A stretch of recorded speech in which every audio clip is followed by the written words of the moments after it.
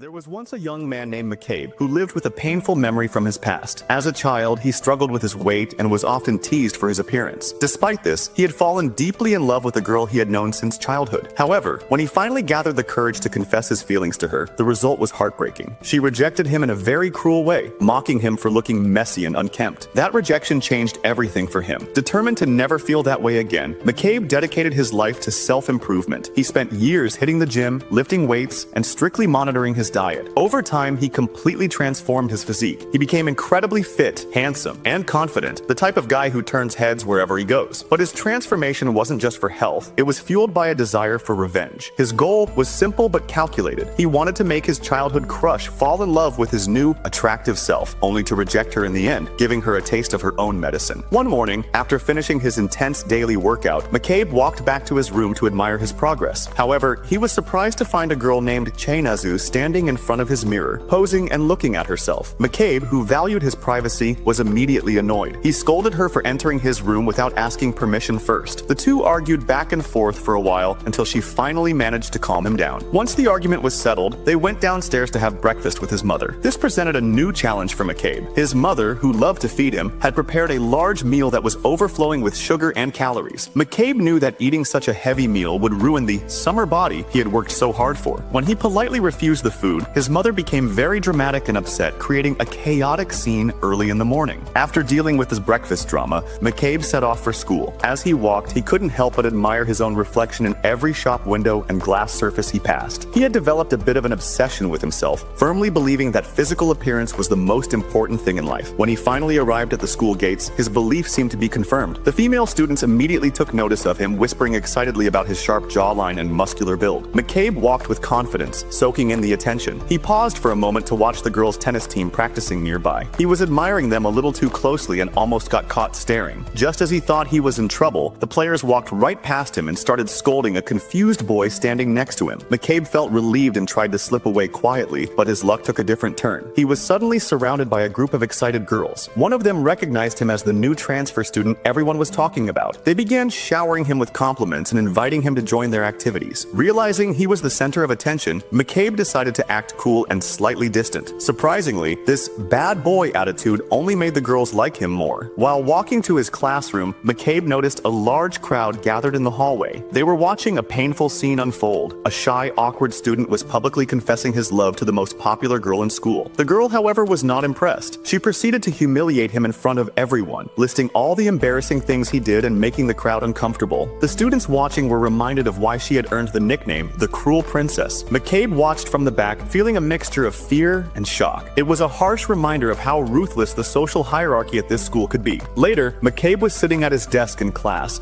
exhausted from his morning. He accidentally fell asleep and had a nightmare, waking up with a loud scream. He panicked, thinking he had ruined his cool reputation, but the class representative continued talking to him as if nothing had happened. Another classmate, a boy named Shuri, kindly offered him part of his lunch. McCabe accepted the food to be polite, but in his head, he was already calculating how many extra exercises he would need to do to burn off the unwanted calories. Suddenly, the cruel princess stormed into their classroom. She marched up to a student who had written her a love letter, tore the letter to pieces, and insulted him before walking out. McCabe was furious at her rude behavior. Shuri explained to him that she was at the top of the school's social ladder because she was both beautiful and smart, but she had a terrible attitude toward boys. When Shuri mentioned her family name, McCabe froze. He realized that this cruel girl was the same person from his childhood, the one who had broken his heart. Instead of being scared, he felt a rush of excitement. He ran after her, ready to start his plan sooner than he expected. During lunch, McCabe decided to study her behavior. He watched her like a detective, taking mental notes to figure out what she liked. He noticed she was always surrounded by other girls who adored her, but oddly, she never ate lunch with them. Suspicious, he decided to follow her. He trailed her to an abandoned warehouse behind the school. Peeking inside, he saw her interacting with another girl. Just then, McCabe spotted a large spider near him and screamed in terror, blowing his cover. He quickly tried to make an excuse, apologizing for eavesdropping and saying he assumed she was on a strict athlete's diet. However, he noticed something strange. There were several empty lunch containers stacked next to her, and her stomach was growling loudly. She was still hungry. Seeing that he had discovered her secret, she became frantic. She explained that she had an abnormally fast metabolism, which meant she was hungry all the time and had to eat massive amounts of food. She threatened McCabe, warning him that he would regret it if he ever told anyone about her secret appetite. A few days later, during gym class, a friend told McCabe about a new rumor spreading through the school. People were whispering that that McCabe and the girl were dating because they had been seen together so often. In reality, there was no romance yet. She was simply keeping him close to ensure he kept her secret, essentially treating him like her personal assistant. During a game, McCabe was hit in the head with a ball. The student who threw it warned him to stop being so arrogant. However, the girls in the class immediately rushed to check on McCabe, fussing over him. McCabe felt a spark of opportunity. He realized he could use this sympathy to his advantage in his grand plan. Later that afternoon, as the girl headed home in a luxury car with her butler, her hunger returned. Unable to wait for dinner, she urgently sent her butler out to buy her a quick snack, proving that her secret appetite was a constant struggle. Not long after the classroom incident, Aki found herself in a dangerous situation. The boy she had ruthlessly rejected earlier had returned, and he wasn't happy. Still angry about being humiliated, he grabbed her hair and threatened to cut it off with a pair of scissors. Just before things could turn ugly, McCabe stepped in. He grabbed the attacker's weapon, stopping the assault just in time. He managed to scare the jealous boy away with an intense stare. Even though McCabe's hand was throbbing with pain from the scuffle, he refused to show any weakness. He kept his cool, acting as if it were nothing, and walked away into the sunset like a hero from a movie. As he walked, his mind drifted back to his childhood. He remembered the pain of Aki breaking his heart years ago and the cruel nickname she had given him, Pig's Foot. That memory fueled his desire for revenge even more. The next morning, McCabe arrived at school ready to maintain his popular image. He charmed the girls in the hallway, feeling on top of the world. But when he opened his locker, his heart stopped. Inside was a piece of paper with the words Pig's Foot written on it. Panic washed over him. He felt like his world was crumbling. Someone knew his secret. Throughout the day, McCabe became a paranoid wreck. He looked at every classmate with suspicion, trying to figure out who had sent the note. He was terrified that his past as an overweight child would be revealed, destroying the perfect reputation he had built over the last 8 years. The stress was so bad that he couldn't focus on his lessons, and he began to wonder if all his hard work at the gym had been for nothing. Later that day, chaos erupted in the cafeteria as a stampede of hungry students rushed to buy lunch. McCabe watched safely from the sidelines until he spotted a familiar face struggling in the crowd. It was Yoshino, one of the quiet girls who always followed Aki around. She was being pushed and shoved by the mob. Seeing an opportunity, McCabe decided to play the hero again. He waded into the crowd and helped her out. Grateful, she handed him a list of food items she needed to buy, rambling slightly in her distress. McCabe, unable to resist a damsel in distress, bought the lunch for her. He then insisted on helping her deliver the food to Aki. He had an ulterior motive. He wanted to see if Aki was the one who left the note in his locker. Yoshino initially tried to slip away, but McCabe cornered her with a charming smile, promising he wouldn't get her in trouble. She eventually agreed. As they walked, McCabe looked at the nervous girl and imagined she was like Cinderella, being mistreated by her wicked stepmother, Aki. When they arrived at the abandoned warehouse, McCabe barged in while Yoshino went to get drinks. He was shocked to see how much food Aki had already eaten, yet she still looked elegant. He decided to play a mental game with her. He brought up the injury on his hand, the one he got while saving her, hoping to make her feel guilty or slip up about the note in his locker. To his disappointment, she seemed genuinely clueless about the note. Suddenly, Yoshino returned but tripped over the doorway, falling into an awkward position. Aki immediately rushed over and covered McCabe's eyes so he couldn't see anything inappropriate. After the chaos settled, Yoshino handed him a drink as an apology. Aki scolded her servant for being clumsy, which annoyed McCabe. He decided to tease Aki using a smooth line he had learned from reading his sister's romance novels. He told her she should rely on him more, then walked out coolly. He was thrilled that his acting had worked perfectly. However, behind him, Yoshino watched him leave with a suspicious look in her eyes. On his way home, McCabe was busy plotting his next move when he suddenly stepped into a trap. Before he could react, Yoshino appeared from the shadows. She looked at him calmly and called him Pig's Foot. McCabe was stunned. He wondered how she knew that name. Then it clicked. Yoshino had been there during his childhood too. She explained that her family had served Aki's family for generations. She wasn't a mistreated Cinderella. She was actually Aki's fiercely loyal servant. McCabe felt defeated. He assumed his plan for revenge was ruined now that she knew his identity. Desperate, he told her the truth. He wanted to make Aki fall in love with him just to break her heart, giving her a taste of her own medicine. To his absolute surprise, Yoshino didn't threaten him. Instead, she encouraged him to go ahead with the plan. She even offered to help him destroy her own mistress. Although McCabe was suspicious of Yoshino's offer, he decided he had no other choice but to trust her. His first mission was to get Aki's email address. He saw the class representative, a girl named Futaba, walking nearby and decided to use her for practice. He helped her carry some papers to the teacher's office, planning to ask for her contact info smoothly. However, when the moment came, he froze. He had never actually asked a girl for her number before. He chickened out completely. Worried about his image, he asked his best friend if sharing email contacts would reveal how few friends he actually had. His friend assured him that privacy settings would hide that information. Relieved that his loner status wouldn't be exposed, McCabe formulated a new plan. Futaba mentioned that a member of the beautification Committee, a club led by Aki, had just quit. McCabe immediately volunteered to join. It seemed like the perfect way to get close to his target. However, when he tried to approach Aki after school to talk about it, she simply ignored him and walked away. The rejection stung his ego deeply, bringing back all his old insecurities and making him wonder if he really had what it took to win the heart of the cruel princess. Just as McCabe was reflecting on his progress, Futaba approached him with a shy smile. She apologized for bothering him with school club activities, but she couldn't help but praise his character. She mentioned how much she admired his willingness to help others without a second thought. It was clear from the look on her face that she was developing feelings for him. Taking a deep breath, she asked him if he would like to go to the movies with her sometime. This was a major ego boost for McCabe. It proved that his transformation into a popular, attractive guy was officially a success. However, he remained focused on his ultimate goal. With his heart set on getting revenge against Aki, he politely turned Futaba down. As the girl ran off in embarrassment, McCabe couldn't help but grin from ear to ear. But his celebration was cut short when he realized Aki had been standing right behind him, witnessing the entire exchange. The two began to talk, and McCabe noticed a hint of jealousy in Aki's voice. He played it cool, telling her that he wasn't interested in just any random girl at school. Sensing an opening,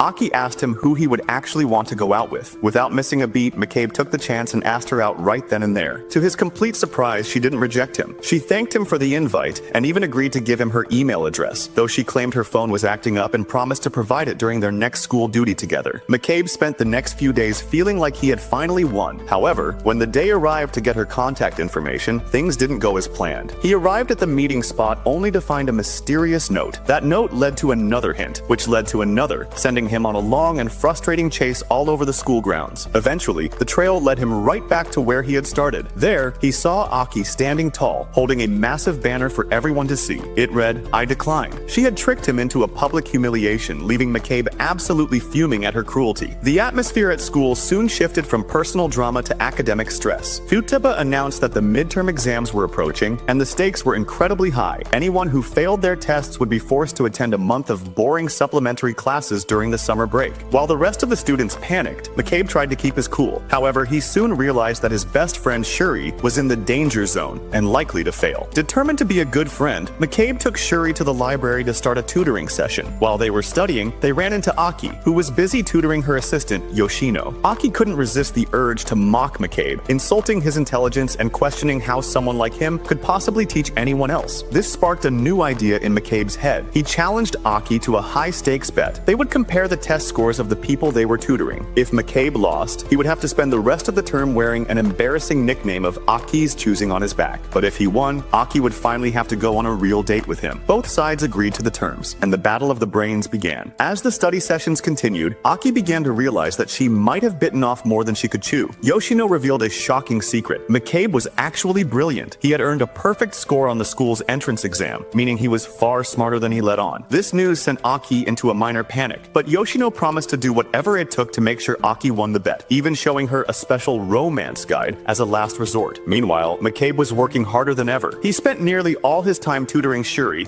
and hitting the books. His younger sister was baffled to see him choosing study sessions over his usual gym workouts, while his mother cheered him on by bringing him heavy, calorie-filled meals to keep his energy up. On the day of the big exam, McCabe felt confident. He ran into Yoshino at a vending machine, and she apologized for not being able to help him win his wager since he hadn't asked for her permission first. She handed him a drink as a peace offering and quickly hurried away. As soon as the test started, however, McCabe's stomach began to cramp violently. He was in total agony and immediately suspected that Yoshino had put something in his drink to ruin his performance. He was outraged, believing she would go so low just to help Aki win. He rushed out of the room to find Aki and demand an explanation, but he discovered that she wasn't even there. Aki had stayed home from school that day, which meant she automatically lost the bet by default. Shortly after, McCabe realized that his stomach troubles weren't caused by a secret potion from Yoshino. Instead, it was just another case of his mother's heavy cooking being too much for him to handle. Even though the bet technically ended in a strange draw because of the circumstances, Yoshino decided to step in. She saw how much effort McCabe had put in and decided to reward him anyway. She took it upon herself to set up a formal date for McCabe and Aki. When McCabe expressed his shock at how easily she had arranged it, she simply teased him for being so surprised. The stage was finally set for their first official meeting outside of school. When the day of their big date finally arrived, McCabe was in for a major shock. Instead of wearing a normal outfit, Aki showed up wearing an elaborate fairy costume, complete with wings and bright colors. Before they could even start their day, McCabe had to step in and play the hero again, chasing away a rude stranger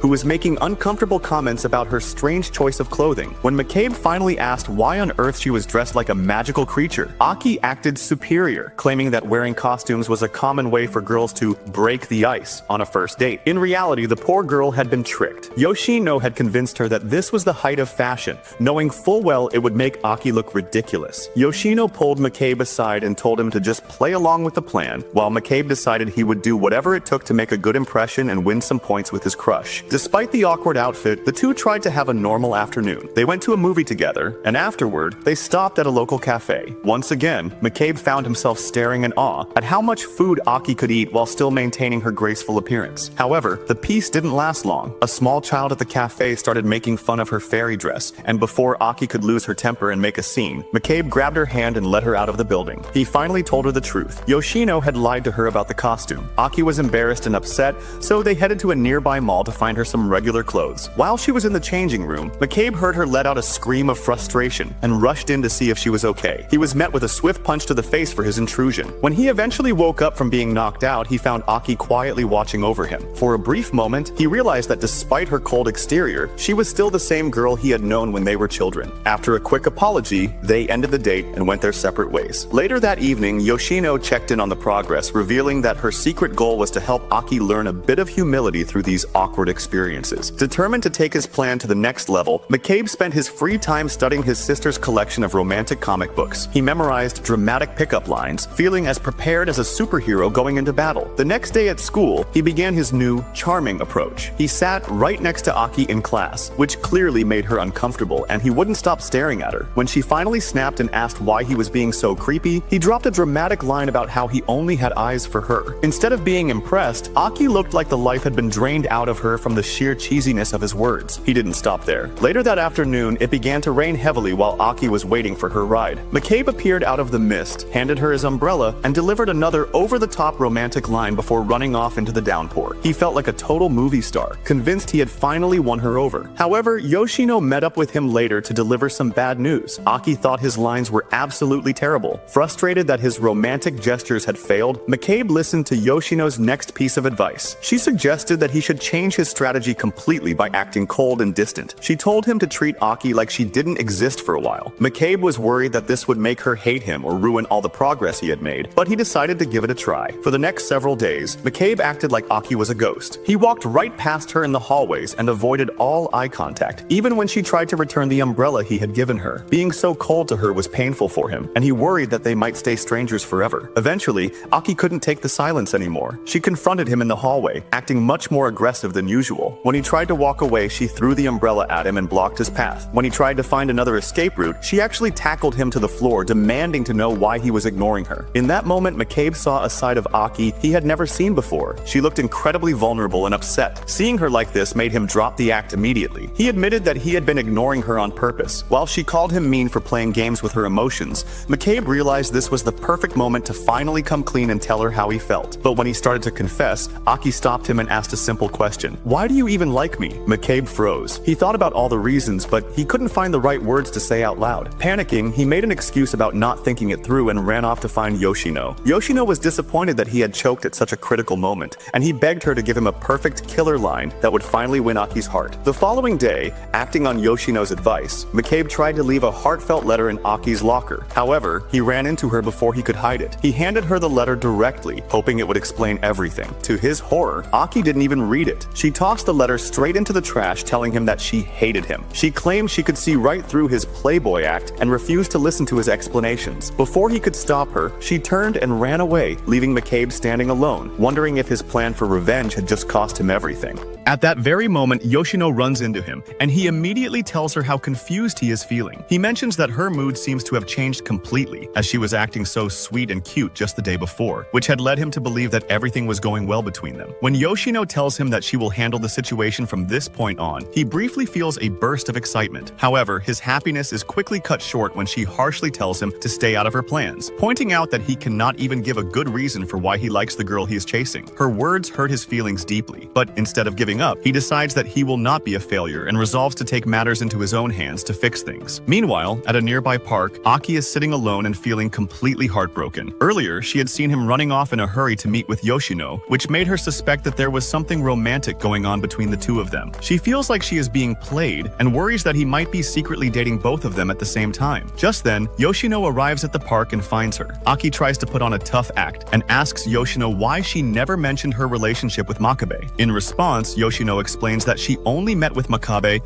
to give him some advice about how to improve his relationship with Aki. She adds that he has been trying to call and email Aki constantly. Even though Aki pretends that his efforts are not affecting her, Yoshino can see right through her mask. Aki claims that she could never be hurt by a guy like him, insisting that she won't let herself get her heart broken again like she did in the past. Yoshino gently tells her that it is okay to let her guard down because Makabe only has eyes for her, and she knows that Aki likes him too. Just as Aki tries to deny her true feelings, Yoshino suddenly disappears into the shadows without a trace, leaving Aki alone with her thoughts. On her way back home, Aki keeps thinking about how she has always kept her distance from people to protect her own heart. She becomes so lost in these deep thoughts that she accidentally wanders right into the middle of the busy road. Before a car can hit her, Makabe rushes in and pulls her to safety just in time. He scolds her for putting herself in such danger, telling her that she almost gave him a heart attack. Seeing how much he genuinely cares for her safety, she is just about to confess her feelings to him, but they are suddenly interrupted by a beautiful girl who comes out of nowhere. The stranger runs straight into Makabe's arms, claiming that she has been longing to see him for a long time. Makabe is totally confused because he has no idea who this girl is, even though he finds her very attractive. While he stands there bewildered, the mysterious girl thanks the heavens for finally reuniting her with him. Although he thinks she must have mistaken him for someone else, her bodyguards suddenly appear and drag her away, leaving him standing there in shock. This makes Aki furious, and she almost explodes with anger. Even when he tries to explain that he doesn't know the girl, Aki refuses to believe him and storms off in a rage. The next day, Makabe tries to think of a way to apologize to Aki. He braves the crowded cafeteria to buy a large amount of her favorite snacks, hoping that she won't be able to refuse talking to him if he brings a peace offering. However, when he arrives at the storage room where she usually hangs out, he is ambushed by Yoshino. She reveals that she has been ordered not to let him anywhere near the room. When he asks what he did to make Aki so mad, he explains the situation with the mysterious girl, but this only makes Yoshino angry as well. She accuses him of being selfish and oblivious before leaving him to fend for himself. Realizing he has no support, he tries to come up with something clever to say, but eventually just leaves the food by the door. As soon as he turns his back, Aki quietly opens the door and takes the snacks without him seeing. Makabe is so stressed about the situation that he cannot sleep at all that night, and he arrives at school the next day with dark circles under his eyes. He still can't stop thinking about the strange girl from the day before, and his friends start to get worried about his health. Suddenly, the teacher announces the arrival of a new transfer student. The mysterious girl walks into the classroom and introduces herself as Neko, and the entire class is immediately captivated by her charm. Later that day, Makabe decides he needs to talk to her before the next class starts. However, she is quickly surrounded by a large group of girls who are admiring her. He tries again during the next break, but the crowd of fans blocks his path. After a while, his friends come up with a plan to distract the crowd, but Makabe decides to gather his courage and move in regardless of the people in his way. Before he can say a single word, the girls in the crowd let out a loud scream. They tell him that, according to Nico, the only reason she transferred to this school was specifically to be with him. Revelation that catches him completely off guard. Nico stands before the class and begins to tell a touching story from 3 years ago. She describes a freezing cold winter night where she was standing outside collecting donations for a charity. According to her, Makabe walked by and kindly gave her his own jacket to keep her warm, and then he made a generous donation that helped her get back on her feet. She claims that she has been in love with him ever since that magical moment, and all the girls in the class squeal with excitement over the romantic tale. However, Makabe is standing there in total shock because he knows for a fact that 3 years ago, he was still overweight and looked completely different, so her story cannot possibly be true. While the rest of the class believes her lies completely, Makabe decides he needs to get to the bottom of this. He grabs her hand and pulls her to a private area so he can confront her about the falsehoods. Just as he starts to question her, she suddenly trips and falls to the ground, coughing up a bright red liquid. Makabe immediately panics, thinking she is seriously hurt, and looks around desperately for help. But just as he is about to call for an ambulance, he notices a small empty ketchup packet fall from her hand. Realizing he has been tricked, he demands to know why she lied to the entire class. Neko simply replies that she was too embarrassed to tell the real truth, claiming that she has just been yearning to be with him for a long time. Even though Makabe thinks Neko is very cute and much nicer than Aki, he knows he has to reject her because he must stay focused on his revenge plan. He tells her firmly that he likes someone else, hoping this will make her leave him alone. To his surprise, Neko asks to see the girl he is talking about. Makabe agrees and takes her to Aki's classroom, thinking that once Neko sees how intimidating Aki is, she will give up on him. However, the plan backfires. When Neko sees Aki, she thinks she can easily win a competition against her. She boldly walks into the room and introduces herself, telling Aki that she is jealous of the attention Makabe gives her. Suddenly, a gust of wind blows through the room and lifts Neko's skirt, revealing that she isn't wearing any underwear at all. Makabe's face turns bright red, but Neko just smiles and says she is glad she got to meet him. This display makes Aki furious, and she storms out of the classroom in a rage. Makabe immediately chases after Aki, frantically trying to explain that he really doesn't know who Neko is. Aki refuses to believe a word he says, and while they are struggling in the hallway, she accidentally punches a teacher who was walking by. As punishment for the commotion, the teacher orders both of them to clean the school swimming pool. Aki is still fuming with anger and tries to stay as far away from Makabe as possible while they work. This annoys him, so he decides to spray her with a water hose to get her attention. Wanting revenge, she fills a bucket with water to dump on him, but she slips on the wet tiles and falls right into the pool. Makabe feels a moment of satisfaction seeing her fall, but he quickly notices that she seems to be drowning. Without thinking, he jumps into the water to save her. However, once he pulls her up, he realizes the water is shallow enough for her to stand. She mocks him for panicking, especially since he didn't want to get wet. He shouts back that his body just moved on its own to save her. He adds that even if he admitted he saved her because he liked her, she wouldn't believe him anyway because she always has her guard up. Just as he is about to give up on the conversation, Aki looks at him and says that if he really likes her, he should prove it by kissing her right there. Meanwhile, Yoshino is waiting for Aki in the school courtyard when Neko walks up to her. Neko asks where she can find Makabe. Yoshino is suspicious and asks why Neko thought she would know where he was. Neko simply says she had a hunch, and the two sit together in an awkward silence. Back at the pool, Makabe is panicking internally. He always imagined that his revenge plan would end with him rejecting Aki's kiss, but now she is the one asking for it in the middle of his plan. She mocks him for hesitating, so he tries to force himself to do it. He closes his eyes and imagines she is a piece of ham to make it easier, but as he leans in, she panics and punches him in the face. Luckily, the swim team arrives just in time to break the tension. Makabe quickly explains that they were just cleaning the pool and decided to cool off. The team asks to use the pool for practice,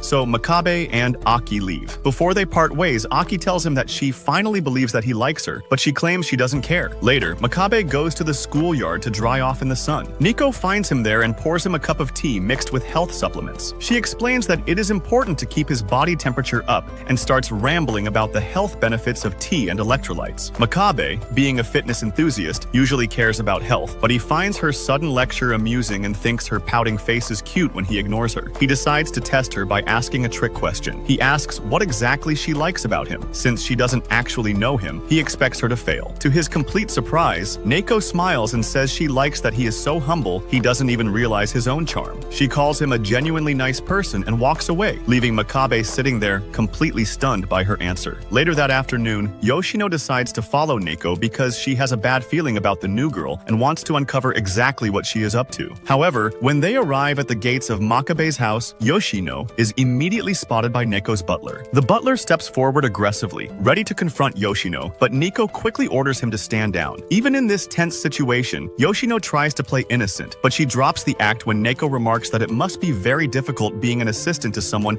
as demanding as Aki. Yoshino bluntly asks what Neko wants with Makabe. Neko insists once again that Makabe saved her life years ago. This only makes Yoshino trust her less, but before she can ask more questions, Makabe's mother appears outside and happily invites both girls into the house. Meanwhile, Makabe is walking home from school, planning to use the clever line Neko gave him on Aki the next time they meet. When he walks through his front door, he stops in confusion, thinking he must have walked into the wrong house. In his kitchen, both Neko and Yoshino are wearing aprons and cooking. He snaps back to reality when he sees his mother directing them. He quickly pulls Yoshino into his room and demands to know why they are in his house. She explains that his mom saw them outside, assumed they were his admiring fans, and excitedly decided to teach them how to cook fried shrimp. Hearing this, Makabe goes into a panic and wants to get them out of the house as quickly as possible. However, Yoshino is more interested in exploring his room, which is filled with heavy exercise equipment. Suddenly, Neko wanders into the room and comments that it looks like a perfect facility for rehabilitation. This scares Makabe, so he immediately drags her out of the room and leads everyone downstairs to eat. When they sit down at the table, Makabe stares at the food with fear because fried shrimp is incredibly high in calories. To be polite but still stick to his diet, he carefully peels the fried breading off the shrimp before eating it. Meanwhile, Neko ignores the food and simply swallows a handful of supplement pills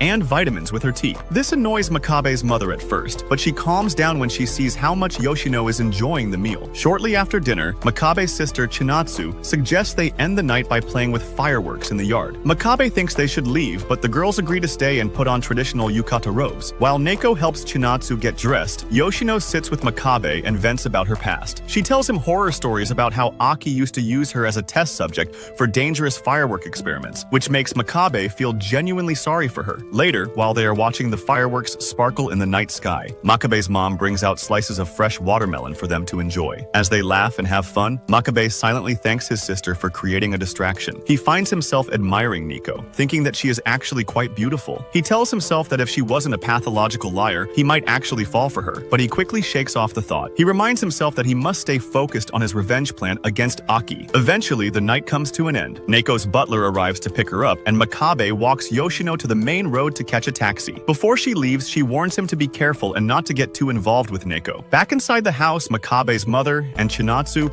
are overjoyed to see that he is doing well socially. They had always worried that he might grow up to be a lonely boy, withdrawn and isolated because of his quiet nature and difficult past. Now, watching him interact with friends, they are pleasantly surprised. However, his mom feels a strange sense of familiarity when she thinks about one of the girls. She is almost certain she has seen her somewhere before, though she cannot remember where or when. The next day at school, Makabe gathers his courage and pulls Aki aside for a private conversation. With a sincere expression on his face, he tells her that he admires how modest she is, claiming she doesn't even realize her own charms. Aki, however, is not impressed. She narrows her eyes at him and responds coldly, saying that she is not fooled by such a cliché line. She tells him that she knows her own worth perfectly well and refuses to fall for empty flattery. Yoshino, who is listening from a distance, is visibly irritated. She can't believe Makabe was foolish enough to recycle a line that Nico used, especially on someone as sharp as Aki. To her, it is a clumsy move that only makes things more complicated. A few days later, the school exams finally finish and summer vacation begins. While the students are in class, Aki suddenly storms into the room and starts yelling at Makabe. It turns out he has continued with his scheme to win her over. He had secretly left a travel pamphlet on her desk, inviting her to the beach in hopes of spending some alone time together to further his revenge plan. However, Aki quickly rejects his offer, stating that she plans to spend her summer vacation on a remote island instead. Hoping to make him jealous, she invites Shuri to come along with her, but poor Shuri panics at the thought of going without his friend. He immediately hugs Makabe tightly, insisting that he will only go if Makabe comes along too. Makabe seizes this opportunity, declaring that they are a package deal, which leaves Aki feeling frustrated. To make matters worse for her, Neko and Futaba decide to invite themselves along for the trip as well. Seeing that he has the upper hand, Makabe dares her to say no, pointing out that if she refuses, she will have to spend her entire summer alone on a deserted island. Cornered, Aki is forced to agree to let the entire group accompany her. A few days later, everyone boards a luxury yacht heading toward the island. During the trip, Yoshino pulls Makabe aside for a serious chat. She reveals that she has been investigating Nico for days, but hasn't been able to find any prior connection between Nico and Makabe. Makabe doesn't give this information much thought, as he believes nothing can explain Nico's strange attachment to him anyway. He confidently tells Yoshino not to worry, insisting that Nico will not distract him from his revenge plan. However, Yoshino raises the stakes with a terrifying warning. She tells him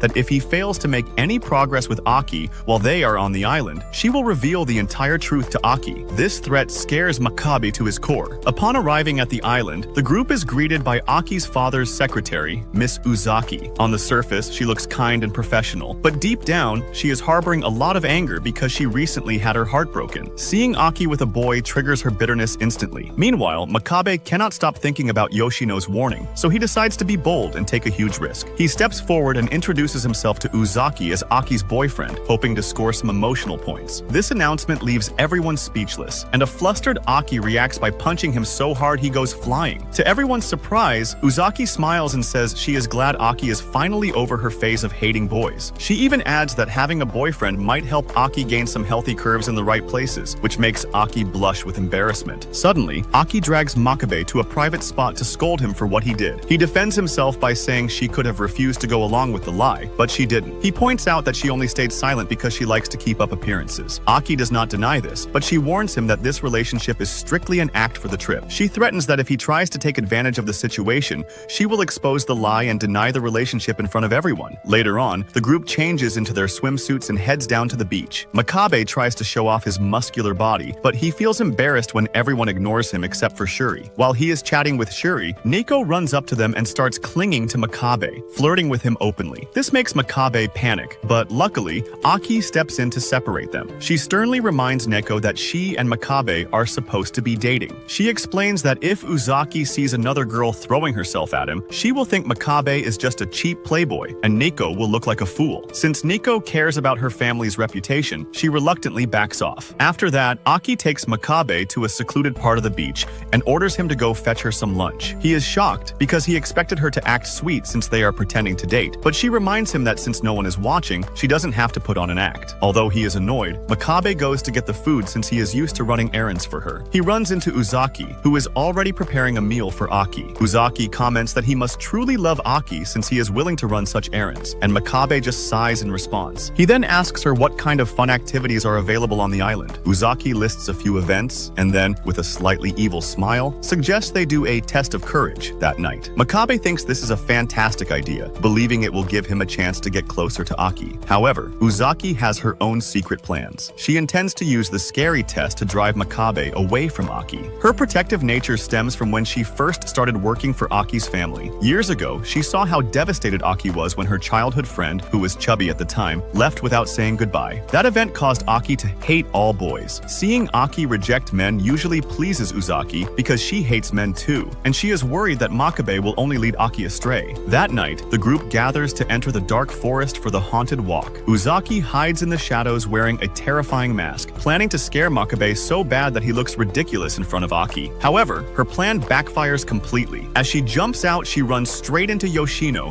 who is also wearing a mask. Terrified, Uzaki screams and runs away. In her panic, she runs into Neko, who happens to be coughing up red liquid from a ketchup packet. Thinking Neko is a bloody ghost, Uzaki goes into a frenzy and runs blindly until she smashes her face right into a pole. When she finally wakes up and opens her eyes, she realizes she is being carried on Makabe's back. He confesses that he asked Yoshino to help set up the scare so he could save Aki and look like a hero. Hearing this makes Uzaki feel incredibly guilty, as she realizes Makabe is actually a good guy who seems to truly care about Aki. As the sun begins to set on their island getaway, the vacation finally comes to an end, leaving Makabe feeling a bit disappointed that he didn't get as close to Aki as he had hoped. However, he finds a small bit of comfort when Yoshino speaks to him in private, promising that she will keep his secrets safe and won't tell Aki the truth about his past. She even offers him a little bit of encouragement by mentioning that his bond with Aki has actually gotten much stronger, though she sternly warns him that he cannot afford to get lazy or lose his focus now. Once he is back in the busy city and settled into his routine, Makabe spends his time working out to maintain his fit physique, but his exercise is interrupted by a sudden and unexpected phone call from Aki. He is so caught off guard by her reaching out to him that he freezes for a moment, letting the phone ring before he finally finds the courage to answer. Aki explains that he accidentally left some of his clothing behind on the island and suggests that they meet up so she can return the items to him personally. That same night, he shares this exciting news with Yoshino, feeling proud that he is making real progress, but she remains very cautious and tells him to think carefully before he acts. She warns him that even the smallest mistake at this stage could ruin all the hard work he has put into his plan. When he returns home to start on his summer school assignments, Makabe experiences a moment of pure panic when he realizes that an old photograph of him and Aki is missing from his desk drawer. He frantically searches for it, soon realizing that Neko must have been the one to take it while he wasn't looking. The very next day, he meets Aki at a local cafe where she hands over his forgotten clothes, admitting that she originally wanted to just mail them to him, but her assistant insisted that she deliver them in person. Hearing this makes Makabe happy because it proves he has someone working behind the scenes to help him. However, throughout their conversation, he is so distracted by thoughts of the stolen photo that he can barely focus on what Aki is saying. He worries that if Neko sees the picture, she will recognize Aki, though he isn't entirely sure if she will realize that the young, chubby boy in the photo is actually him. Because his mind is elsewhere, he fails to respond when Aki mentions that their friend Futaba invited them all to go to the swimming pool. Feeling ignored and unwanted, Aki becomes angry and suddenly walks away, leaving Makabe feeling guilty for being so preoccupied. Just as he is processing his frustration, he receives a call from Neko, who initially invites him to the pool but then quickly changes her mind. She tells him that she is home alone and asks him to come over to her place right away, and unable to find a reason to say no, he rushes over to see her. When he arrives at her front door, he feels incredibly nervous because he isn't used to visiting a girl's house, but he eventually finds his confidence and steps inside. Neko is surprised by how quickly he arrived, and though he makes up a simple excuse about being in the neighborhood, she seems to believe him without question. While she is busy in the kitchen preparing some tea, Makabe asks for directions to the bathroom so he can sneak around and search for his missing photo. He eventually finds her bedroom, which is filled with various medicines and vitamins, but he also notices his favorite comic book sitting on her shelf. Before he can grab the photo and leave, leave, Nico walks in and catches him in the act. She admits that she saw the book in his room and took it, which prompts Makabe to stop pretending and demand that she return his photograph. Without any hesitation, she pulls the picture out and confesses that she took it because she thought he looked absolutely adorable as a child. Even though Makabe struggled with his weight when he was younger and finds it hard to believe her, Nico's genuine kindness touches his heart and almost moves him to tears. In a sudden, quiet moment, she leans in and kisses him, marking his very first experience with a girl. While his mind is racing, she leads him toward the bed, and for a brief second, he considers letting go of his plans for revenge. However, the painful memories of his difficult childhood and the way people treated him back then come rushing back to his mind, giving him the strength to pull away. Before he leaves her house, he tells her that he doesn't believe she truly loves him because she doesn't understand the depth of the pain he has suffered. When she is unable to give him an answer, he knows his instincts were correct. As he walks away, Nico tearfully accuses him of choosing Aki over her, wondering if the painful feeling in her chest is the heartbreak she has always read about in stories. The following day, the group of friends gathers at the entrance of the swimming pool, but Makabe arrives looking tired and worn out. He informs everyone that Nico won't be joining them because she isn't feeling well, though deep down, he feels a heavy sense of guilt because he knows he is the reason she stayed home. The group spends the rest of the afternoon swimming and playing games, trying to enjoy the sunny day. Despite the fun atmosphere, Makabe remains visibly anxious and on edge, which does not go unnoticed by Aki. Later on, needing a moment of peace, he slips away from the crowd to speak with Yoshino. She immediately asks him what happened between him and Neko, but Makabe chooses to stay quiet, keeping the complicated details of that night to himself. Things take a dark and unexpected turn at the pool when Nico's bodyguard shows up out of nowhere, looking incredibly worried and upset. She walks straight up to Makabe and confronts him in front of all his friends, accusing him of doing something terrible to Nico, who has apparently been missing since the night before. The situation becomes even more frightening when the bodyguard explains that Nico left her home without taking the very important medicine she needs to prevent her seizures. This news hits Makabe like a ton of bricks because he had absolutely no idea that Nico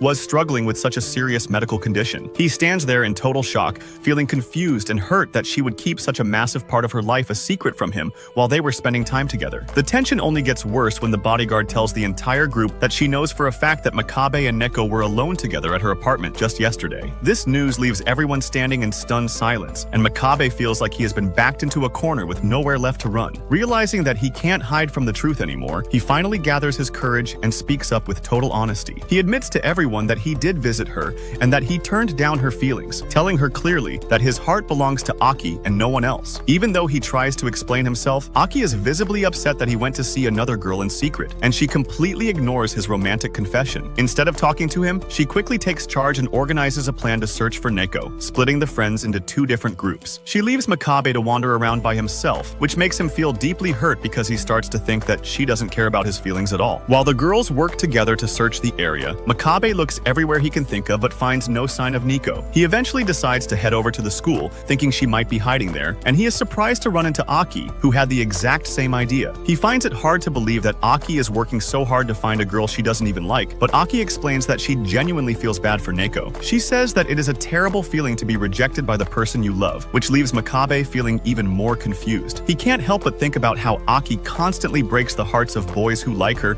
and even gave him a mean nickname years ago. He works up the nerve to ask her if she remembers the name Pig's Foot, but she looks at him with a blank expression as if she has never heard the word before in her life. Before they can finish their conversation, dozens of paper airplanes suddenly begin to float down from the roof of the school building. Makabe remembers a scene from his favorite comic book where a character makes airplanes out of love letters, and he immediately realizes that Nico must be up there. He sprints to the roof as fast as he can and finds Nico surrounded by many letters that all say "I love you" on them. She tells him with a weak smile that she knew he would be the one to find her, and he tells her to stop pushing herself so hard because she is clearly running out of energy. Almost as soon as he says it, she loses consciousness and falls right into his arms. After Nico is rushed to the hospital, Makabe is overwhelmed by a deep sense of guilt because he realized he was so focused on his plan for revenge that he didn't stop to think about her feelings or her health. While he is sitting there overthinking everything, the bodyguard comes out to tell the group that Neko is in stable condition, but that she only wants to speak with Aki alone. This makes Makabe even more nervous, and he waits anxiously until Aki finally comes out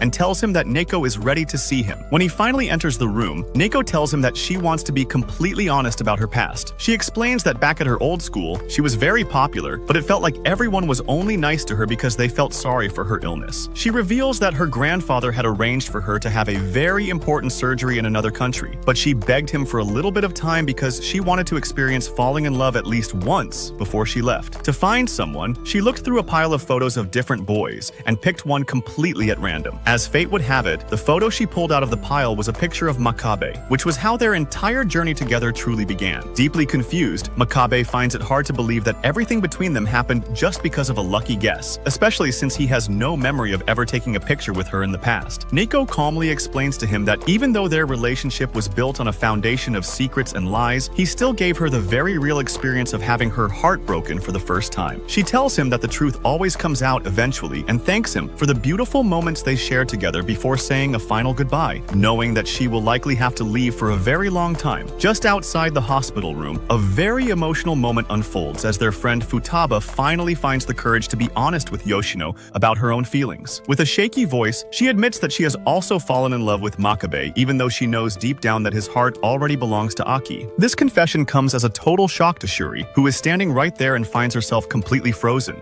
unable to find the words to respond to such a surprising revelation. In the middle of this heavy atmosphere, the door to the room opens and Makabe walks out with a look of deep sadness on his face. He doesn't say a single word to his friends, keeping his eyes on the floor as he silently walks past the group and leaves the hospital behind. Inside the quiet room, Neko's bodyguard approaches her with a worried look and gently asks if she is truly okay with letting Makabe walk out of her life like that. Holding back her tears, Neko softly replies that it is for the best, while her eyes stay fixed on an old photograph she is holding tightly in her hand. The picture shows a moment from a fancy party many years ago when they were both just children, revealing that they actually met a long time ago. It is a heartbreaking realization that Neko remembers this bond clearly, while Makabe has completely forgotten that they ever knew each other as kids. Later that night, Aki finds herself unable to stop thinking about everything Neko told her, especially the part about being rejected by Makabe so that Aki could have a chance at love. As she reflects on her own feelings, she begins to remember her very first crush from her childhood, a young boy who was chubby, sweet, and adorable. Just thinking about him makes her face turn red with embarrassment, but her thoughts are suddenly interrupted when a large, round figure appears from the shadows. The boy introduces himself as her long-lost love from the past, leaving her completely stunned. Meanwhile, back at his house, Makabe's mother starts to panic when she sees him packing his bags to leave, but he managed to calm her down. He explains that he isn't leaving forever, but is simply heading out on a solo camping trip to the mountains so he can train his body and come up with a better plan to win Aki's heart. While he is away, the mysterious chubby boy visits Aki's home and asks to speak with the head of the family. He hands over an official letter written by his grandfather, which describes an old promise made between their families. To everyone's absolute shock, the letter states that Aki and this boy, named Gasuo, are supposed to be married to one another. Up on a lonely mountain, Makabe pushes himself through an intense and grueling workout routine, eventually reaching a level of fitness he has never had before. When the second school term finally begins a few days later, the students all reunite. Feeling completely defeated, Makabe rushes to find Yoshino, who tells him that she tried to call him many times while he was on the mountain. She confirms that the marriage letter is real, and even worse, she points out that Aki seems to be genuinely in love with the new boy. As the school day goes on, Makabe watches Gasuo from a distance and realizes that the boy is smart, kind, and very popular with everyone. Most importantly, he sees that Gasuo can make Aki blush with just a few words, something Makabe hasn't been able to do no matter how hard he worked on his muscles. After witnessing the shocking news of the engagement, Makabe meets privately with Yoshino to vent his frustrations, unable to understand why Aki is so friendly with Gasuo when she treated Makabe so cruelly for being overweight as a child. Yoshino offers a sincere apology for the situation, but Makabe doesn't hold her responsible for Aki's changing heart. Meanwhile, Aki's devoted fans are also confused by her sudden change in behavior, as she has spent her entire life avoiding boys, but now seems inseparable from this new student. To calm their worries, Gasuo approaches the group and explains that while he is indeed engaged to her, he views her as a perfect goddess and has no intention of even holding her hand or kissing her. This respectful attitude quickly wins over the girls, and they decide to become his protectors instead of his enemies. As the school festival approaches, Makabe is so distracted by his own thoughts that he stops paying attention in class, which leads to a firm scolding from Futaba. She reminds him that they need to decide on a performance for the festival, and in his dazed state, he accidentally agrees to play the role of the prince in their production of Snow White. To make matters more interesting, their classmate Shuri is chosen to play Snow White because he has a very delicate and feminine appearance that actually outshines many of the girls in the class. Later, when Makabe tries to find a moment to speak with Aki, she dismisses him coldly and leaves the room with Gasuo by her side. This interaction is watched closely by Aki's fan club, who decide that Makabe is a nuisance and that their leader is much safer and happier with the kind-hearted Gasuo. The drama intensifies the next day when the student council notices that two different different classes have proposed the exact same play for the festival. Since the school cannot have two versions of Snow White, a heated argument breaks out between the class representatives, and the situation is made worse because the person in charge of the council is a member of Aki's fan club. She tries to reject Makabe's class proposal entirely, but Aki steps in and argues that a play with an all-male cast would be a complete disaster. Seeing an opportunity, Makabe intervenes and suggests a competition where both classes perform their version of the story and the students vote for the best one. He even pulls Gasuo aside to make a private bet, declaring that the winner of the contest should be the one who gets to dance with Aki at the big bonfire after the festival. In the days leading up to the show, Futaba becomes increasingly stressed and loses her temper with Shuri, who is struggling to act like a convincing princess. Feeling overwhelmed by the constant criticism, Shuri eventually runs away from rehearsal, and while Makabe is out searching for him, he crosses paths with Gasuo. The chubby boy uses the moment to mock Makabe, claiming that he has no idea how to actually care for a girl's feelings. Gasuo brags about how he gives Aki chocolates and listens to her, and he even criticizes Makabe for being too aggressive in the past just because he saw it in a magazine. Though Makabe is annoyed by the lecture, he finds himself taking mental notes on how to improve his own approach so he can finally win the competition. However, as Gasuo walks home with Aki that evening, a hidden truth is revealed about his past. When Aki smiles and tells him how kind he has always been, Gasuo feels a sharp pang of guilt because he knows he is not the childhood friend she remembers. He actually comes from a very poor family, and a year ago, he decided to steal Makabe's old identity as a way to get close to the wealthy Aki and improve his family's life. He realizes that the real Makabe is the only person who can ruin his plan, making the upcoming festival even more important. The night before the big event, Makabe is so determined to prove he is in perfect health that he trains outside in the freezing cold, ignoring the pleas of his mother and sister to come inside. Predictably, he arrives at the festival the next morning with a terrible cold and can't stop sneezing. Seeing him in such a weak state, Neko kindly lures him to the school clinic so he can rest before the play begins. She playfully teases him by saying she will be his dance partner if he fails, but after she leaves to go buy them some warm tea, things take a turn for the worse. While Makabe is resting, a member of the rival class sneaks in and kidnaps him, planning to keep him hidden until the festival is over so that Gasuo will win the bet by default. At the same time, Gasuo accidentally wanders into the girls' locker room and is chased out by a group of angry students. A mysterious figure, who is actually Yoshino in disguise, offers to lead him to a quiet place to change his clothes, but she instead leads him into a storage room and locks the door behind him. When Yoshino reports back to Aki that Gasuo is nowhere to be found, Aki is overcome with sadness, fearing that the boy she trusts has abandoned her at a crucial moment, just like her friend did many years ago. While Makabe is being held captive, his guard, the team captain, shares a personal story about why she respects Aki so much. She tells him about a time Aki stood up to a guy who tried to cheat, defeating him with nothing but her sharp and powerful words. Hearing this, Makabe decides to use a bit of psychology on his captor, telling the captain that she is also being a cheater by keeping him locked up against his will. Feeling a bit guilty, she decides to untie him and let him go. But before he can make his escape, she receives a call from the rival class representative. The representative tries to strike a deal for a tie between the two plays, but only if Makabe helps find and release Gasuo. Makabe quickly realizes that Yoshino must be the one behind Gasuo's disappearance,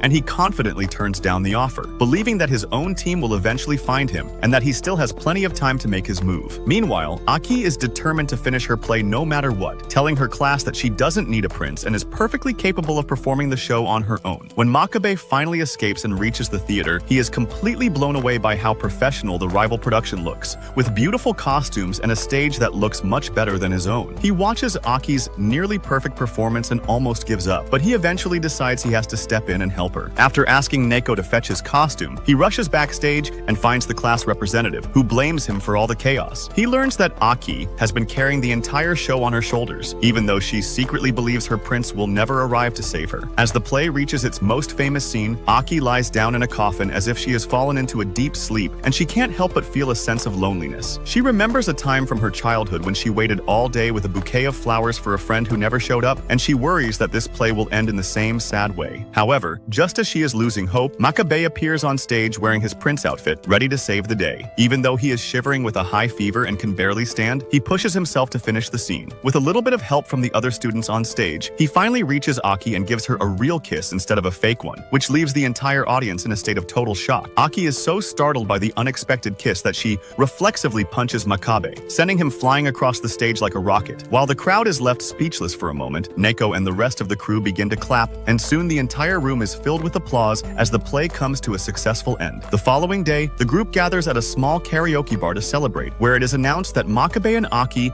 won the awards for the best performers of the entire festival. The celebration is a bit messy, as Futaba is still crying over her ruined script, and Aki is annoyed by how small the room is, but they eventually decide to settle their remaining tension with a singing competition. During the contest, everyone takes turns showing off their voices, with Futaba and Aki both giving incredible performances that leave the others in awe. However, the mood turns awkward when Nico chooses to sing a sad song about having a broken heart, which makes Makabe feel very uncomfortable. Even Kiko tries to get involved, plotting to make Makabe look bad so that Aki will lose interest in him, but her plan doesn't quite work out. After a long afternoon of singing, arguing, and even a duet between Aki and Nico that turns into a fight, the group finally heads their separate ways. Later that evening, Makabe and Aki find themselves alone together at a nearby park. When Makabe points out that she still hasn't thanked him for saving her play, Aki eventually gives in and tells him he can ask for whatever he wants as a sign of her gratitude. Taking a huge risk, Makabe asks her for a kiss, and though she turns bright red with embarrassment, she tells him to close his eyes and lean in. However, instead of the romantic moment he was hoping for, she playfully pushes a roasted sweet potato into his mouth instead. After she leaves, Yoshino shows up to scold him for being so slow with his plan, but her words only make him more determined than ever. He realizes he is closer than ever to his goal, and he vows to make Aki fall deeply in love with him so that he can finally complete his plan for revenge.